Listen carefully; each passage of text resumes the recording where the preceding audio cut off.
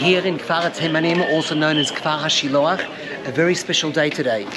It's the Yortzeit of Yehoram Gaon's father, Moshe David Gaon, a very special man that ran the Sephardi community in the previous century, and he was very, very much involved in the Hekdesh, in the sanctified trust of the Yemenites and the Sfaradim.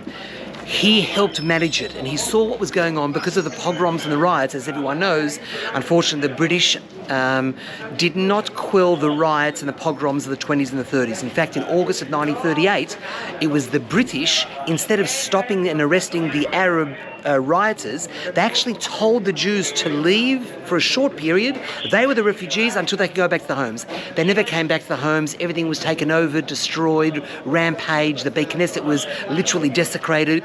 But Yehoram Gaon's father, Moshe David Gaon, saw what was happening, and in the early 40s, he ended up making sure that there was a document that the Arabs would sign that they would temporarily guard the Hekdesh, the sanctified trust, which is this whole area behind me, the Beit Knesset itself and all the buildings around the Beit Knesset. Today it's about 23 buildings, 500 Arabs are illegal squatters in most of this area. It's today in the courts and it's being handled. But even more important than all that is today a massive statement has to be made, and not just to the Australian government, who unfortunately decided to go back on a decision of a previous government to at least accept Jerusalem as our capital city. The center of the Jewish world for 3,800 years, since Abraham was here, and definitely since King David made it the capital of Israel, and that's been Jerusalem. The whole world has recognized, the whole world deep down inside understands that we have an intrinsic connection to this city, and there's no such thing as divisions east or west. There's never been anyone else here. We are the only sovereign indigenous people of this country. So I send a message now to Australia and all the other countries in the world.